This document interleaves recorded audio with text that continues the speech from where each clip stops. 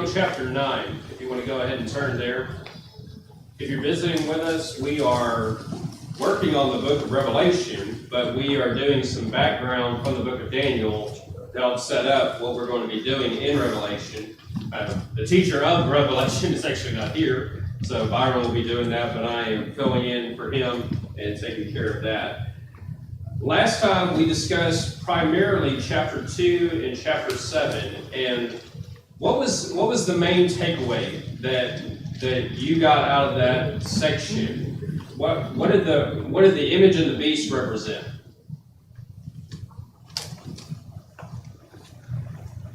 A series of coming kingdoms, one of which was going to be eternal and greater than them all. Right. And we went in parallel. We talked about we had the head of gold, chest and arms of silver, legs and thighs of bronze, the legs of iron, and then the feet of iron and clay. And we talked about the various kingdoms that represented. And then you remember we went to chapter 7, and there's various beasts that come up out of the sea, and those are ones that represent those same 4 different kingdoms. And in both cases, you have a kingdom, the kingdom of God, that is given the victory. You have the Son of Man that ascends to the clouds and receives the kingdom in Daniel chapter 7. In Daniel 2, it's the stone that is cut out without hands that hits the statue and destroys it, and then ultimately fills the earth. Now, one of the things that I wanted to mention that I forgot, and I talked to a couple of y'all after this, is I wanted to talk a little bit about why a beast image. And that's one of the things that throws us off when we come to the book of Daniel and also the book of Revelation, is you hardly ever see this image in other places, but yet the concept of a beast is very prevalent in both of those. And so let me just ask you, why do you think that Revelation and Daniel use the image of a beast to describe kingdoms of the world?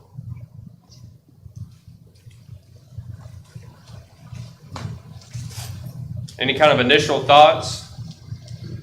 Go ahead, I'll come to you. Go ahead. I was going to say, like, people would maybe assume beasts were very powerful and strong, but then God is more powerful and can overcome any of that.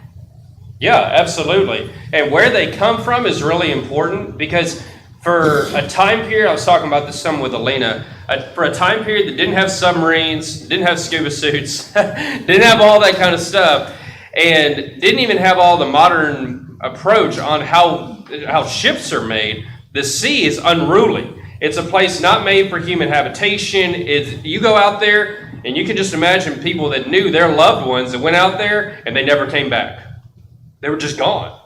And the sea is where you would see enormous beasts out there that, I mean, when we see it from time to time, whenever a giant squid is washed up on the shore, or you have like a blue whale, it hurls up these enormous beasts that are bigger and stronger than what we usually see on a normal daily basis. Go ahead. What were you going to say, Wes? Melissa said basically all of it. A beast is also a sign, or animalistic is a sign of decreation. It's like a step before man.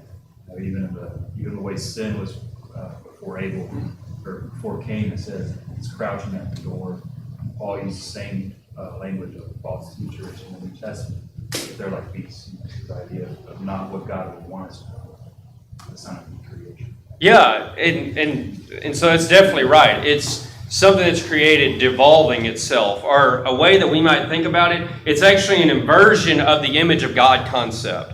So remember, when man is made, they are to have dominion or rule, and that rule is for the benefit of the creation, to cultivate it and to work with it. And the idea is when man leaves God, they result to act like beasts. And that's why it's pictured as following passions, anger, malice, sexual drive, all of those kinds of things. And so that's a good image for the nations that where he's describing as a group of people. It's not just one person, it's an entire society that has given itself over to that. It is forsaking God and is all about pursuing its own desires and destructive habits. And you're right, all the way through, even Old Testament, New Testament as well, it's picturing when men do that, they're behaving like beasts. And so it's got kind of both of these images of what happens out there in the sea, the uncontrollable side of that, as well as the nature of what those animals do in a fallen creation, in an inverted image of God concept. Okay, so that's a little bit of the ideas of why this is actually being used in this way, and that's what the biblical authors are trying to paint a picture of as we read these kind of stories. Okay, questions, comments, any need for clarification on that? Go ahead. Kind of is borne out in Nebuchadnezzar's story because he's acting like a beast. He's like, just killing people and throwing them into furnaces and, these different things. And God's like, okay, I'm going to humble you and I'm going to make you become like you're already acting in this kind of fallen animalistic way. Yeah, exactly. You're going to become what you are. Yeah. And you're going to lose what it really means to be a human. And that's just a picture all the way through. Other questions, comments, thoughts along that line? Hopefully that's helpful to kind of, with so much of this, what we really need are just handles to where we can just understand what the writer is trying to explain to us. All right, so what I want us to do, if there's any other questions, comments before we get into chapter 9? All right, what I want us to do is briefly look at chapters 9 through 12 is what we're going to do. And we're not going to be able to read all of these, but we're going to get the relevant sections.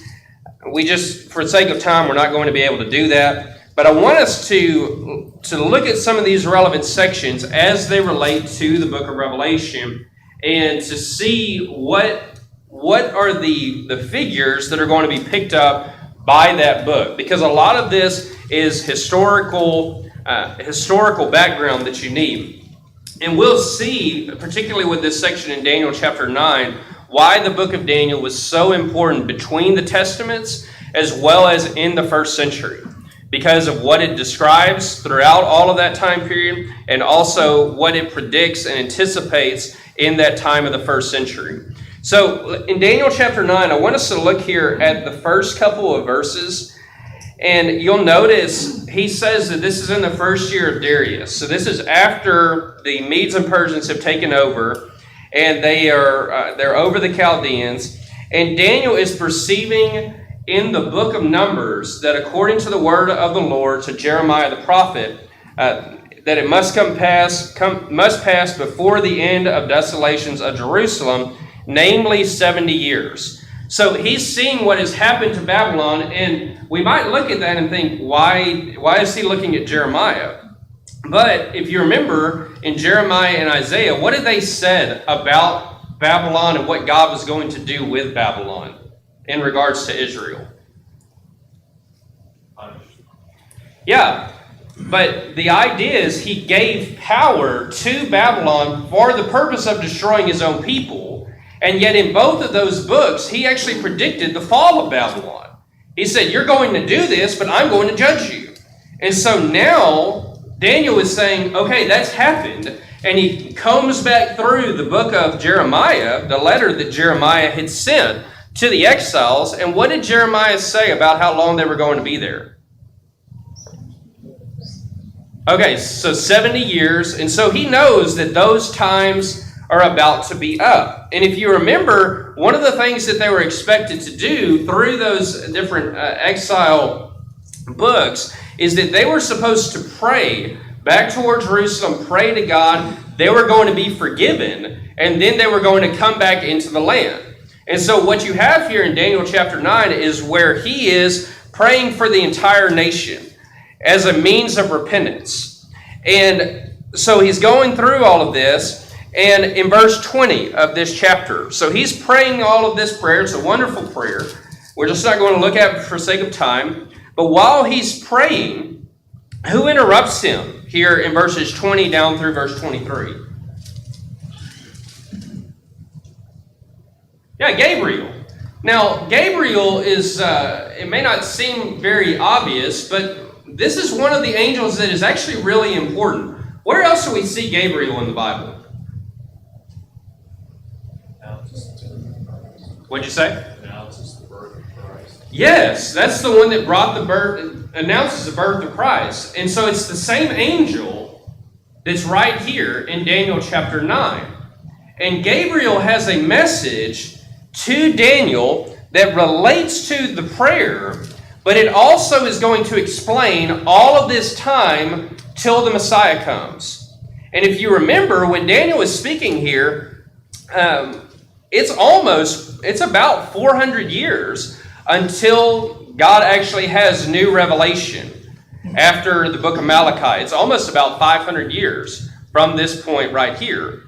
And so Gabriel comes and elaborates to Daniel that he is greatly loved, and he has a vision that he wants him to understand. And so that's what the first section we're going to look at. If somebody will read here Daniel 9 verses 27 or 24 down through verse 27. This is the 70 weeks or the 70 units. There's various kind of descriptions of that. But if somebody will read that for us, 24 down through verse 27. 70 weeks are decreed about your people and your holy city to finish the transgression, to put an end to sin, and to atone for iniquity, to bring in everlasting righteousness, to seal both vision and prophet, and to anoint a most holy place. Know therefore and understand that from the going out of the word to restore and build Jerusalem to the coming of an anointed one, a prince, there shall be 7 weeks. Then for 62 weeks it shall be built again, with squares and moats. But in a troubled time, and after 62 weeks, an anointed one shall be cut off, and shall have nothing.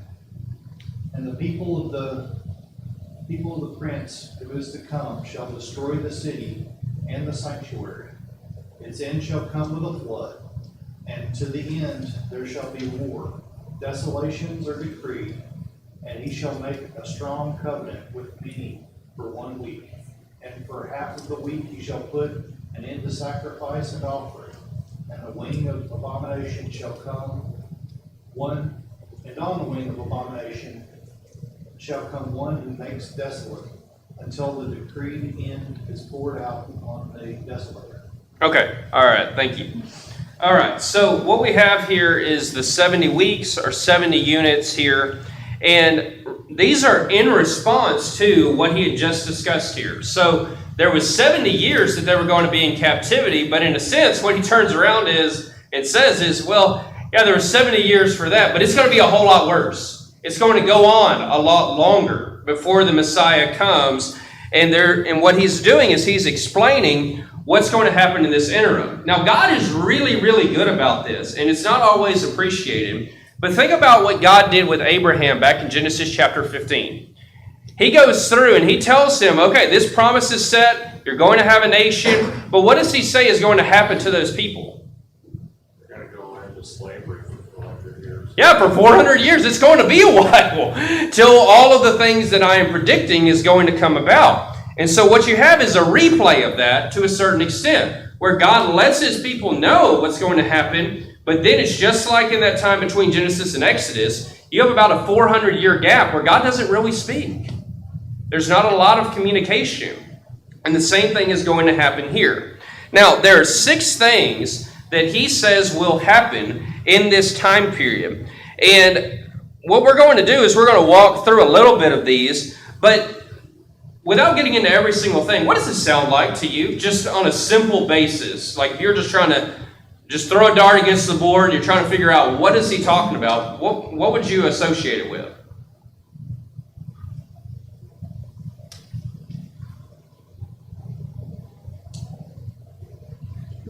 Go ahead. You're going to tell me I'm wrong. So, I think it sounds like exactly what happened after it tells about the rebuilding of the temple. It tells about what it's going to be like during the time the temple stands. And then it really gets down to when Jesus came and he's going to be crucified, and then there's going to be a real end to Jerusalem, and that's going to be it. Yeah, and I mean, that's pretty easy to get. You might be wondering about why the 70 units and all of that kind of thing, but that's exactly what he's saying. He's saying you're going to go back to the land, they're going to rebuild the city, which is a big concern to Daniel. because he knows there's other hopes. He's looking for the Messiah, and he's saying there's going to be a large gap in between, and then there's going to be a time where the Messiah will come, okay? Now, what people have done with this in trying to explain this is they've basically gone two different routes. They've either gone through and said, okay, these represent an actual number, and I'll give you the number, I'll give you the best example of how they try to line up the years that I've ever seen, okay? I'll give you that one. But there's other people that just go through and say this is symbolic because of the number, okay? And I'm not wedded to either one of them, all right? And so I'm going to give you one, but don't think it's like it has to be this way. I just want to give you the analysis on both sides of those. But now, before we get into that, though, I got to remind us of a really important point. Remember, these times are especially important in the first century. Do you remember when you come into Luke chapter 1 and Luke chapter 2, what are they looking for? Remember, Luke's really intentional to mention this, but what are they looking for? The Messiah. Yeah, they're looking for the Messiah. And why do you think they're looking at it at that specific time? Time is up. Time's up, right? They know generally, based off what Daniel said, hey, it's getting close. And now things have started to act a little bit differently. The Spirit is being poured out on people like Simon. He's had a vision. He's going to be able to see the Messiah in his lifetime. And now you've got these situations like John, you've got Mary, you've got Mary and Elizabeth. Now things are starting to turn again, and they're starting to see, hey, what Daniel had predicted is now coming about. And they had stirred over books like this because of anticipation on that. And so the reason that that is important is because of the major themes that Daniel is going to talk about have to be resolved. They're anticipatory to the first century, and they've got to come to completion. All right, so let's talk just a little bit about how these times work out. So if you want to make it simply symbolic, that's basically just a short period of time to restore Jerusalem. You have this longer period of the 62 weeks, 62 weeks. That is this longer section in between that actually the book of Daniel explains more about. And then you have this last week, and in the middle of the week, there's an end of sacrifice. There is a decree about the judgment on the abomination. There's a destruction of the city. There's a lot of these various points here. All right, so let's talk about how these work out and what he's describing. Now, this is not my original chart. I've got the people up here. Probably people smarter than me that have put some of this together, but this made the most sense to me on what he was describing here. So in essence, these are the dates. And a lot of people come to this and they ask, what date is he talking about? Because if you go back and you think about the times that the people were sent back, how many waves went back to restore Jerusalem? Y'all remember? 3. See, y'all thought y'all were doing Revelation. I got y'all off in between the Testaments. Yeah, 3. There were 3. And do you remember what the last one was? What book is about the last one of those? Nehemiah. Nehemiah. Okay, and what was Nehemiah's job? Build the wall. And if you remember, he said that the city is basically it's not in good shape. The walls have been burned with fire. And he talks more about the city, where Ezra and all of them are talking about the temple. And so what is pictured here is the first here is in Xerxes' decree. And the way that they take these to be the 490 years is you just take these as 70 weeks. What's 70 times 7? 490, okay? So that's how they get the years. It's pretty simple. And so if you go through and you take these dates, that's Artaxerxes' decree. That's whenever he sent Nehemiah to go and actually rebuild the city. And you'll notice the city is the primary action right here. It's about the moats. It's about the streets that are being done. And so here's this 7 heptads or units or weeks, and that's the 49 years. And so we have the city that's completed. What you have in this other time right here is actually described in quite amazing detail in the book of Daniel. It's basically where Alexander the Great takes over the Medes, and then his kingdom is broken into 4 different parts. And the main kingdoms that interact with Jerusalem are described. But what you have eventually is Rome comes in. Then you have here the 26th, the anointing here is when Jesus was baptized. Okay, so that's pretty close, right? Then in the middle of the week, as is described there, you have him dying. And then this last part, that's not really specified. And it's just saying that these were completed within this time frame. And if you look at what he's describing, there is a discussion of the destruction of the city. You see that there in the middle of verse 26, and also a judgment on the one of the desolator there in verse 27. But those seem to be parenthetical statements of just saying, here's what's going to happen, and then here a decree is made against the desolator. So you don't have to necessarily put those time frames into the 70 weeks that are pictured here. Now again, you may look at that and say, Shane, you're completely wrong. Here's the reasons. There's 12 reasons why it should be a totally different date. I think this is the best explanation I've seen of an actual critical date, but regardless, it's still symbolic, okay? Now the reason that all of this is so important is because all of this is leading us up to the time of the Roman Empire, the time that all of these things are expected to be completed. And they go through and explain the 3.5 years and the sacrifice and the covenant that is made and the atonement. And what I want you to see, though, more than getting into all the weeds on it, is just to realize Daniel predicted this. He laid out all of this, and he knew it. And the primary point that with all of these dates is to understand that God is in control of human history.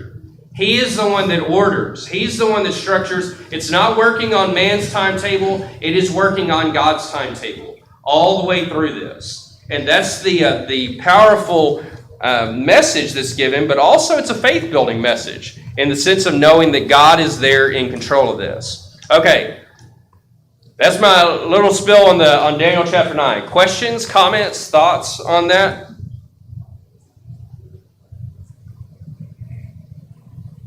Everybody with me so far? Anything that needs to be clarified?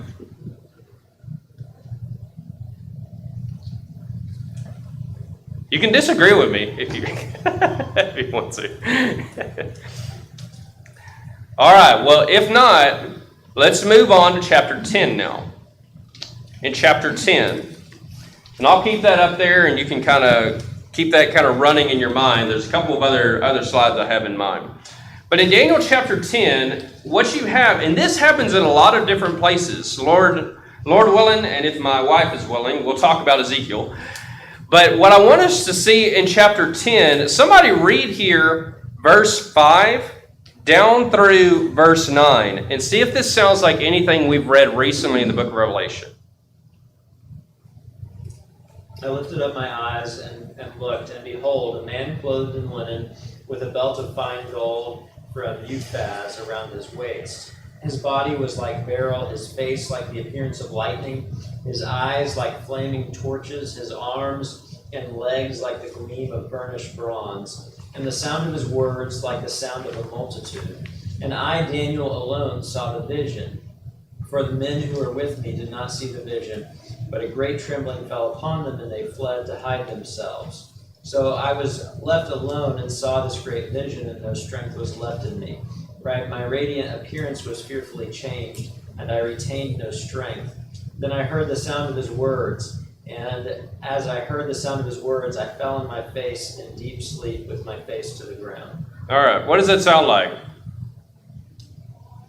Jesus appearing to John. Yeah, it sounds like Jesus' appearance to John. And you have a handful of different cases that are like this. Same kind of imagery, same kind of picture of this same kind of idea. And the reason that I wanted to refer to this is not necessarily to get into all the nuts and bolts of this, but to give you a picture of how the Old Testament prepares us for categories like the book of Revelation. It's to say whenever you have a person come in contact with, I'll just give you personal preference, I think this is the pre-incarnate Jesus. We can go through and talk about that another time. But the categories here is he's coming in contact with deity, and he is on his face, and he is really in shock at who he is interacting with, and then this being here has the ability to reveal the visions. Okay, so that's going to give us the same categories for what we're talking about there in the book of Daniel. But what's interesting is what this man talks about. Look at verse 14 here. In verse 14, he's coming actually to tell him he's greatly loved and that he doesn't need to fear because he's set his heart to understand and he's humbled himself before God. And he gives him some information about what is to come. And so 10, 11, and 12 are all basically one vision together. But somebody read for us here verse 14.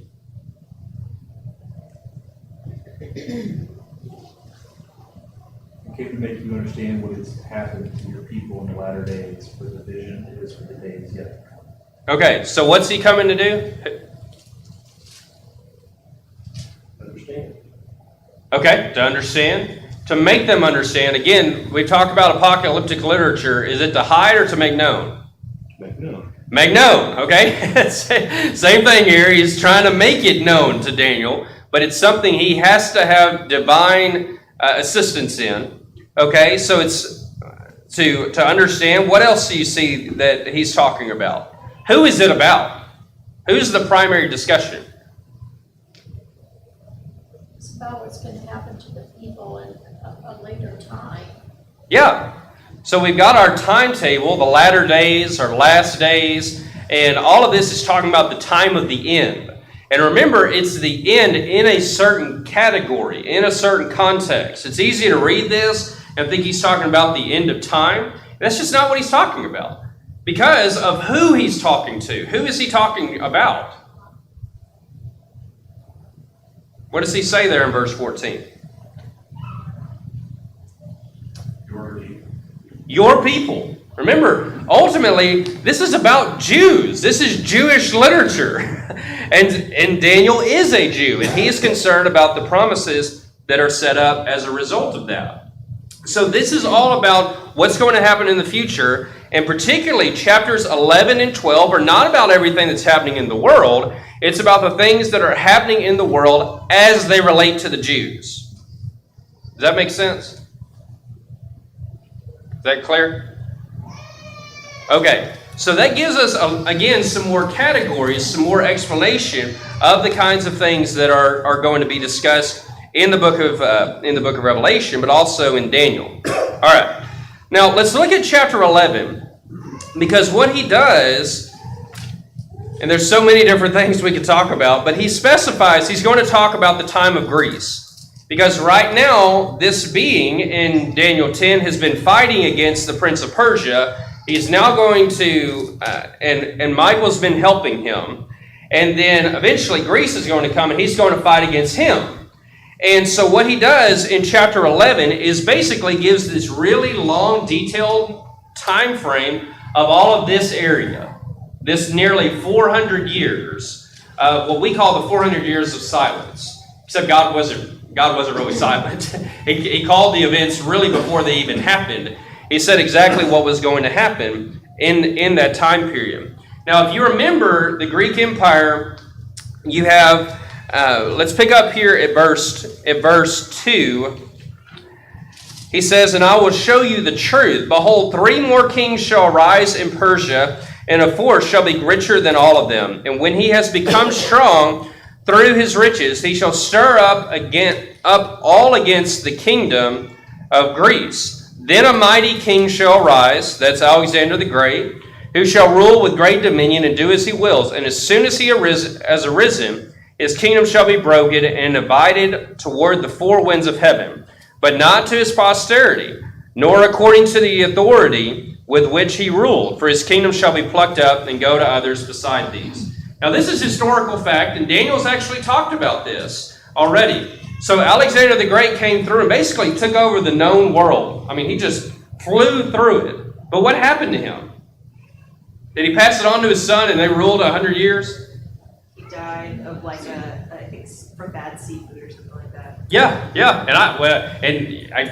something like that. Or I'd heard that he might have even been alcohol. Yeah. So anyway, something along that line. So he didn't have any children, and it went to his 4 generals. And so what happens here is he talks a little bit about that, but he talks about the king of the north and the king of the south.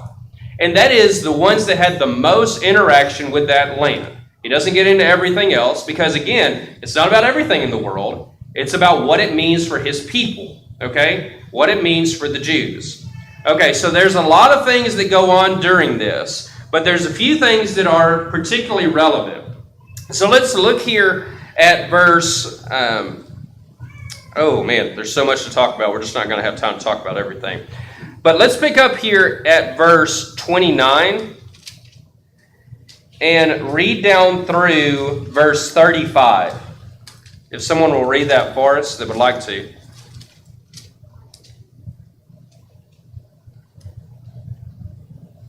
11:29 to 35. Yes. At the appointed time, he will return and come into the south, but this last time it will not turn out the way it did before. For ships of Kittim will come against him. Therefore he will be disheartened and will return and become enraged at the holy covenant and take action. So he will come back and show regard for those who forsake the holy covenant. Forces from him will arise, desecrate the sanctuary fortress, and do away with the regular sacrifice. And they will set up the abomination of desolation. By smooth words he will turn to godlessness those who act wickedly toward the covenant, but the people who know their God will display strength and take action. Those who have insight among the people will give understanding to the many, yet they will fall by sword, and by flame, by captivity, and by plunder for many days. Now, when they fall, they will be granted a little help, and many will join with them in hypocrisy. Some of those who have insight will fall, in order to refine, purge, and make them pure until the end time, because it is still to come at the appointed time. Okay, now, first off, does this sound like anything we've read in Revelation? It's, yeah, be faithful during the trial that you're going to have. There's going to be a lot of desolation, and the holy people are going to be victorious. Except, obviously, he's like, okay, that's not the end. It's the same kind of thing, but it's not the end. You can tell by the last phrase, until the time of the end, for it still waits the appointed time. Now, what is he talking about? What he's talking about is, in verse 30, the ships of Kittim. We look at that and we're like, again, what is Kittim? That's actually Rome. And so by this point, Rome is starting to grow. Remember when we talked about that last week, Rome was just really small and insignificant? It wasn't that way. And so the king that he is actually talking about here is Antiochus Epiphanes. Antiochus was awful. And one of the things that he did is exactly what he described here. So Antiochus went down to Egypt, and some ships came from Kittim. Rome came there, and they drew a circle around him and said, okay, are you going to go into Egypt? Because they didn't want him in Egypt. Are you going to go into Egypt, or are you going to turn around? And he was basically didn't want to get into all of the problems with Rome. He turns around, really in shame, and goes back, and he just basically took out all of his anger on the Jewish people. And if you know anything about what Antiochus did, he killed Jews, and he killed a lot of Jews. One of the things he did is he desecrated the temple. He removed a lot of the gold. He sacrificed a pig on the altar. He sprinkled the broth from that in the temple itself, which is totally desecrating the entire thing. He forbade circumcision. He burned all the copies of the law of Moses that he could find, and he banned sacrifices to Jehovah. Now, that sounds like it was going to be an awful, awful time. And so he's giving some hope to people in that time. You know what also happened during this? It was the Maccabean revolt. And guess what book they looked to give them a lot of insight to what they were going through? He looked at the book of Daniel for good reason. They were able to know and to have revelation to help them be able to endure. Okay, now what you have here in 36, though, is here's a different kind of king. And this is where Rome really, in my view, of course, there's all kind of different thoughts regarding this. This is where Rome really takes the stage then. And eventually he comes through, starts taking over these areas. And you have a little parenthetical statement here At verse 45, despite him taking over the king of the south and the king of the north that have been the main ones here, taking over Edom and Moab and Egypt and the Libyans and the Cushites and all of them, he says just this little line, it's the very last phrase of the chapter. Yet he shall come to his end with none to help him. It's easy to read this section and just think Rome is just going to be this amazing power that nobody can stop. And yet even right here, God predicts that they're going to be there for a while, but I'm going to bring them down. Just like I did Babylon, just like I did the Medes and Persians and Greece and so on. Now, again, what is all this about? The primary point goes back to chapter 10 and verse 14. This is about Daniel's people in their time period, in the end of days, which the end of days is this. That's what he's talking about. He's giving more information about that. So what I want us to do is now look at Daniel chapter 12 here. If somebody would, let's go ahead and read Daniel chapter 12. Let's see what time we've got. Let's read Daniel 12 here. Let's just go through the end of the chapter. It's only 12 verses. Somebody want to read that for us?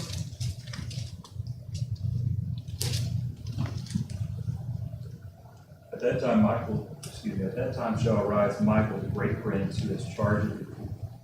And there shall be a time of trouble such as never has been since there was a nation till that time. But at that time your people shall be delivered, everyone whose name shall be found written in the book. And many of those who sleep in the dust of the earth shall awake, and some to everlasting life, and some to shame and everlasting contempt. And those who are wise shall shine like the brightness of the sky above, and those who turn many to righteousness like the stars forever and ever. But you, Daniel, shut up the word and seal the book until the time of the end. Many shall run to and fro, and knowledge shall increase. Then I, Daniel, looked, and behold, two others stood, one on this bank of the stream, and the other on that bank of the stream. And someone said to the man clothed in linen, who was above the waters of the stream, how long shall it be to the end of these wonders? And I heard the man clothed in linen, who was above the waters of the stream. He raised his right hand and his left hand toward heaven, and swore by him who lives forever, that it would be for a time, times, and half a time. And that when the shattering of the power of the holy people comes to an end, all these things will be finished. I heard, but I did not understand. Then I said, O my Lord, what shall be the outcome of these things? And he said, Go your way, Daniel, for the words are shut up and sealed until the end of time. Many shall purify themselves and make themselves white and be refined, but the wicked shall act wicked, and none of the wicked shall understand, but those who are wise shall understand. For the time that the regular burnt offering is taken away, and the abomination that makes desolate is set up, there shall be 1,209 days. Blessed is the one who waits and arrives at the 1,335 days. But go your way until the end, and you shall rest and shall stand in your allotted place at the end of it. All right, thank you. All right, so lots of things that we could talk about, and I've only got like 10 minutes to try to walk through this.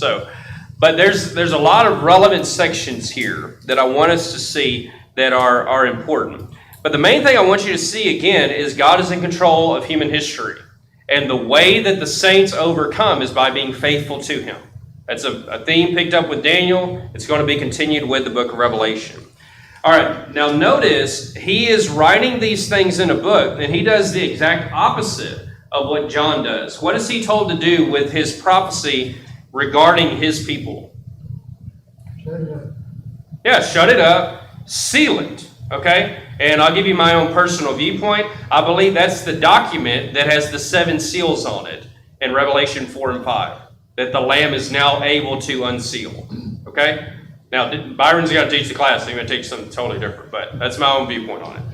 All right, so he goes through and he lays these things out, and he mentions when is this going to happen? When's the end of this going to come about? But when you look at what he describes here, I want you to put a lot of things in your mind as you look at this. He mentions the time period. He says that it'll be a time of trouble such as never has been since there was a nation till that time. Now, does that sound familiar? it should, if you read Matthew 24 or Luke chapter 21. Jesus grabs almost the exact same wording, and he's talking about the destruction of Jerusalem. Remember, this is all talking about the people.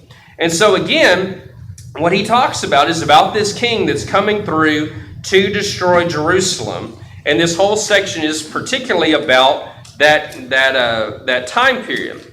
Now, what you'll also see when you come to the studies of Daniel is a phrase, some similar phrases that are important. You'll have last days, latter days, time of the end of the age, and all of those kinds of things. Now, when we read those, what do we think of? Yeah, the end, like the end of the world, right? But remember, this is Jewish literature. It meant something to the people that it was being written to. And he's not talking about the end of the world. He's talking about the end of the Jewish nation as the covenant that God had set up with them. And so remember, the destruction of Jerusalem and the nation were the completion of this. That's what this is. This is the time of the end. It's the same concepts there. Now, we might ask the question then, why is the destruction of Jerusalem so important? Why is it so relevant? And again, there's still more about Rome here. But if you remember in Matthew chapter 23, what Jesus said as he came into the city of Jerusalem, he said that all of the blood of the prophets, and including the ones that he was going to send, his apostles and his prophets as well, was going to come on that present generation. The destruction of Jerusalem was a big deal because it was about what God was doing here. And there's no future, hey, Jerusalem's going to be rebuilt. There's going to be another king. Like, all of that is completed. And so what you see, though, in the book of Matthew, particularly in 24, are some of these interesting concepts. It's the same idea. There's salvation for those who are faithful, if they will go through it. And there's particularly one way that it's described here. Did you notice what he said here in verse 3? That there are some that are sleeping in the dust of the earth, they shall awake, some to everlasting life, and some to shame and everlasting contempt. Now we look at that and we're like, what is he talking about? But what does that sound like? John 5. Yeah, John 5. It sounds like resurrection, okay? So let's talk about that one. We may not get to the other. I had another little thing, but I don't think we're going to have time to talk about that one. But, all right, so notice it's not all that are raised. He said many. Okay? Now, I think because of the use of the word, he's not talking about the end. He's talking about something that was going to happen at that time period. So what is he describing? Here's a possibility of it. So it's related to these prophecies. Isaiah 26 is a picture about resurrection as well. Another one of them is Ezekiel 37. If you remember, that's the valley of dry bones, where he goes through and says, hey, son of man, will these bones live? And he says that that's a picture of the nation of Israel. The nation of Israel is going to die and, in a sense, be reborn. Okay? Now, let me tell you how I believe that comes about. First off, it comes about through Jesus himself and what his message was. If you remember in John 5, we talked about this. There were two resurrections in that text. He has one that is an hour is coming and now is. And that one is a resurrection that begins right now. And what that resurrection is you start listening to Jesus. You listen to him, you have new life right now. And it started. It's like you've been taken from the dead and you've been brought into life. He also uses this one to talk about the final resurrection, or an hour is coming. Okay? Now, let me show you that this is the same way the New Testament writers describe this. Now, when Jesus comes on the scene, there are many bodily resurrections, okay, that are part of the signs of the covenant. They're showing that, just like he's describing here. And in fact, have you ever read this, Matthew 27, verses 50 through 53, where he says that many are raised when Jesus died and been like, what? Why did he actually do this? I mean, when Jesus died, the veil of the temple was rent and many are raised. Well, if you remember, he had said in chapter 24 and verse 15, you should have read Daniel. If you had read Daniel, you would understand what was going on in the destruction of Jerusalem. And I'll tell you, I think he's talking about this as well. More symbols of what Daniel has been talking about. Now, how does this work out for you and me? Well, Jesus is the first fruits. He's the only one that was raised to never die again. Paul says he's the first fruits there in 1 Corinthians chapter 15 of the ultimate resurrection. But that's not the only way the writers describe it. Look at the way Paul describes it in Romans 6. He says, you're buried and raised in baptism. And because you've been buried and raised, and you're in the new life now, you will be buried and raised in the future. You see that concept of resurrection there? And then let me show you. Later, he talks about it the same way in Romans 8. He says, if you walk in the flesh, you're dead. But if you are listening to the Spirit, you're alive right now. And you are waiting for the redemption of your body. Okay? So when you think about what Daniel is describing, what's going to happen when the Messiah comes, is there is a resurrection that starts whenever he comes. And he dies and he's buried, and then there is a new Israel that comes out of that. And everybody that hears him and is with him experiences that new resurrection and is part of him. And then they have the hope of that ultimate resurrection. Okay, now I'm sure I blew the lid off of some of y'all's minds on that maybe. But it's pretty logical to understand the way they're describing this. Now, any questions, comments, thoughts on that? Anything I can make more clear?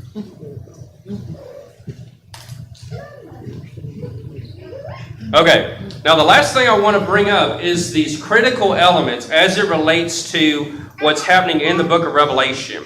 And we're not going to be able to talk a whole lot about the times, but you have a description at the end of this. Times, and half a times. You have various dates.